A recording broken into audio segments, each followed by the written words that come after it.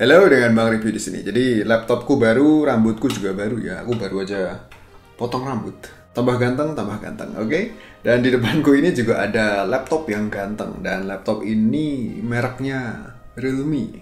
Ya kelihatan ya, bagian belakang sini ada tulisannya Realme.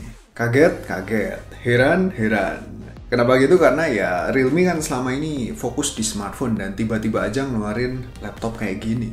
Dan yang bikin heran lagi adalah bila ngelihat spek sama build quality-nya, harganya termasuk terjangkau di kelasnya. Ini masuk kelas rada high end ya. Dan apakah laptop ini beneran bagus kata banyak orang atau jangan-jangan malah ecek-ecek kualitasnya? Berikut reviewnya.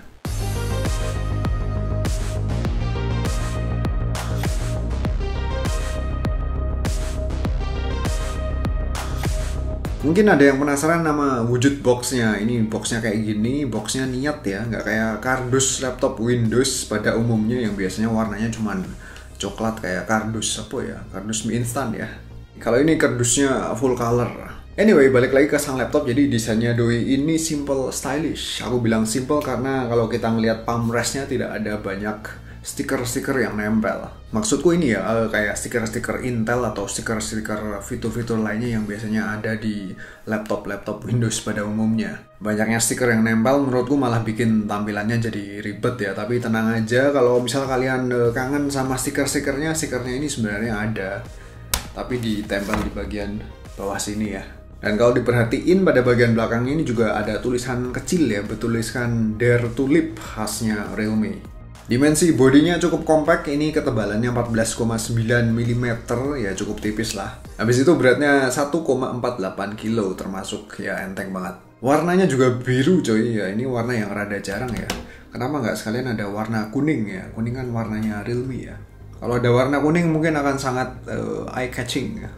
Tapi aku suka sih sama warnanya yang biru ini ya, nggak gampang dekil juga permukaan bodinya. Dan ngomong-ngomong soal body, aku kira tadinya ini laptop materialnya dari plastik ya, tapi ternyata ini metal. Feel-nya solid dan kagak ringkih ya. Aku bilang kagak ringkih karena di bagian bawah ini kalau ditekan-tekan tidak ada bunyi kriuk-kriuk ya. Ya aku sering bahas soal kriuk-kriuk karena banyak laptop yang padahal harganya lebih mahal tapi bagian bawahnya kayak kerupuk ya. Dan semoga sih penggunaan jangka panjang tetap solid. Ini aku baru pakai sekitar kurang dari seminggu sih. Habis itu bezel, kalau bicara soal bezel nggak afdol kalau laptop zaman now bezelnya tebel-tebel. Di sini bezel kanan kirinya sangat singset ya. Tipis, lebarnya cuma 5,3 mm. Sayangnya bezel bagian bawah layar sedikit tebel sih, tapi kalau dilihat-lihat ya masih tampak proporsional lah, masih kelihatan seksi. Lalu di pojok kanan atas dekat keyboardnya ada fingerprint sensor pada permukaan tombol powernya, dan proses unlocknya cepet ya, cepet pakai banget, set. Nah balik lagi ke sektor layar ya, ini layarnya aku kasih 2 jempol. Ini layarnya 2K. Habis itu apa meneh? Aku lupa. Ya pakai IPS ukurannya 14 inch dan ini pakai Gorilla Glass ya. Resolusinya 2K ya, tadi aku bilang 2K ya. Tepatnya 2160 x 1440 pixel. Dan karena layarnya Gorilla Glass ya emang tampak premium sih, tapi kalau dibandingin sama layar yang tipe matte glass kayak gini tentu rada ngeglare ya kalau kena pantulan cahaya. Peak brightness-nya 400 nits, jadi ya peak brightness-nya lumayan tinggi ya, jadi kalau dipakai di outdoor cukup visible lah. Selain itu klaimnya punya color gamut 100% ya, sRGB. Apalagi udah ada ini ya, sertifikasi TUV Rainline yang bikin nyaman di mata. Intinya layarnya mumpuni, crispy, dan dengan harga segitu udah dapat layar dengan spek kayak gini, aku rasa sungguh dermawan.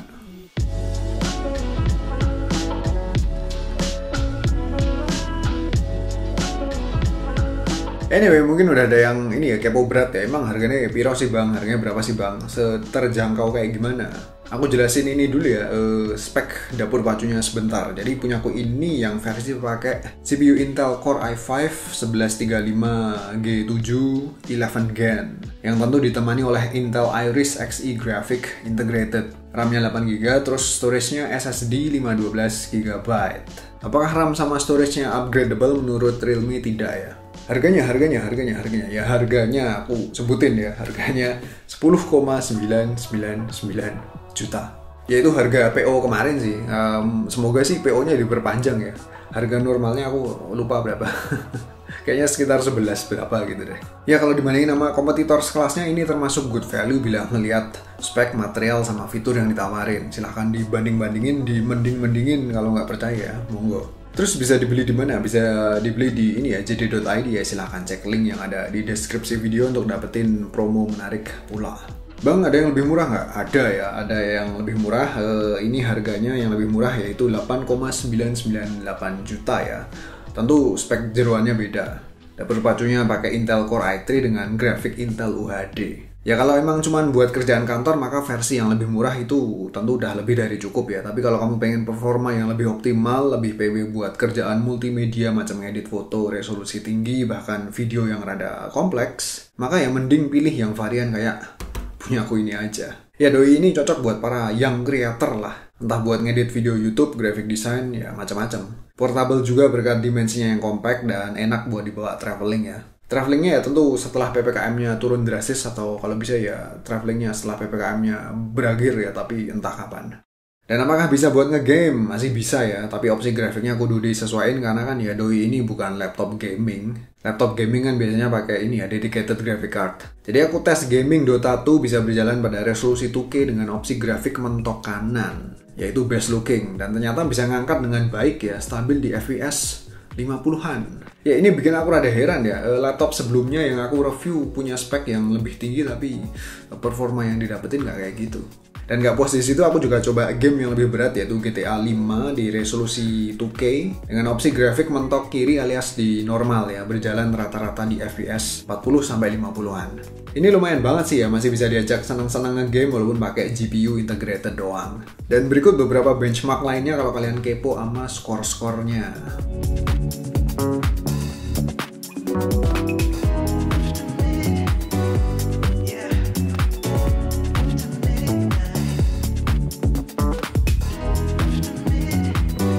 Oke, nyampe mana nih? Sekarang ini ya keyboard sama touchpadnya. Untuk kedua sektor tersebut aku nggak ada keluhan sih. Keyboardnya punya dua tingkatan backlight dan sensasinya ketika dipakai ngetik maknyus. Aku suka sama feedbacknya yang diberikan, terus jarak travelnya juga pas, nggak terlalu ceper, nggak terlalu tinggi. Buat ngetik ngebut ya ayo-ayo aja ya. Kalau touchpad ya, touchpadnya ini gede ya, touchpadnya gede dan sepertinya ini merupakan touchpad laptop Windows terbaik yang pernah aku coba so far ya. Buat navigasi sana-sini terasa gegas, akurat, dan support gestur-gestur ala Windows pastinya. Habis itu fungsi kliknya juga cukup empuk ya. Habis itu untuk ngecas ya tentu nyolok via port Thunderbolt atau USB-C-nya juga bisa. Dan ngomong-ngomong soal ngecas, doi ini dibekali power adapter 65 watt. Ngecas 30 menit bisa dapat 50% ya.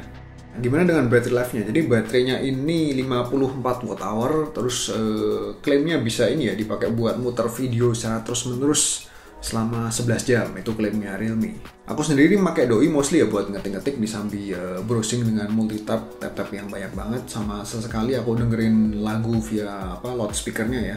Experience yang aku dapetin ya tentu smooth, enak, lancar, multitasking juga nggak ada masalah. Dan tercatat aku bisa dapetin battery life hampir 7 jaman. Itu pun dengan kondisi brightness-nya di 30% ya seingatku ya. Habis itu power mode-nya di better performance. Ya masih cukup awet sih. Oke, dari tadi aku cerita banyak kelebihannya ya, sekarang kekurangannya. Aku beberin ya. Jadi pertama adalah speakernya ya, speakernya stereo, letak lubangnya ada di bawah kanan kiri. Klaimnya pakai ini Harman speaker sound by DTS. Speakernya sih powerful, frekuensi mid-nya jernih dengan detail yang baik, tapi intensitas frekuensi low bass-nya sangat kurang. Berikut sampelnya.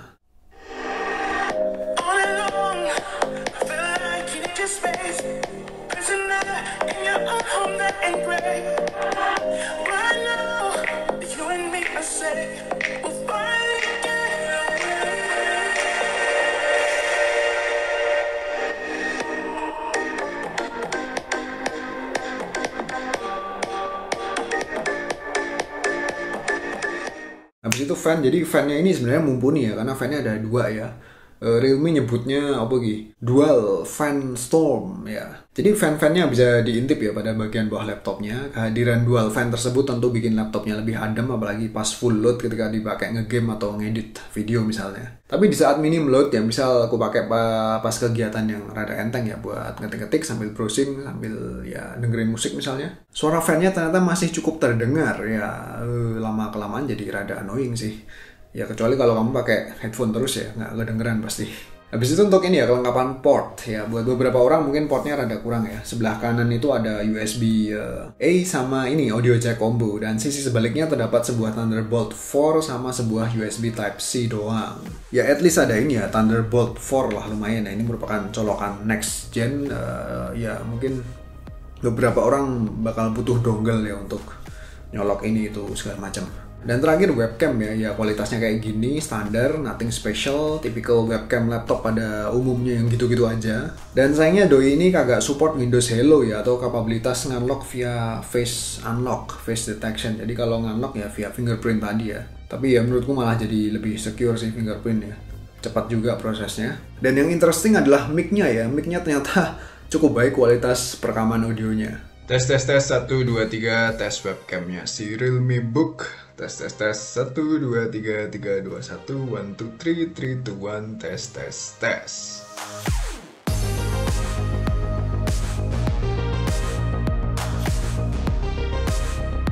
So, Realme Book menarik. Yes ya, bilang lihat overall speknya ya, spek jeroannya, terus layarnya, material body.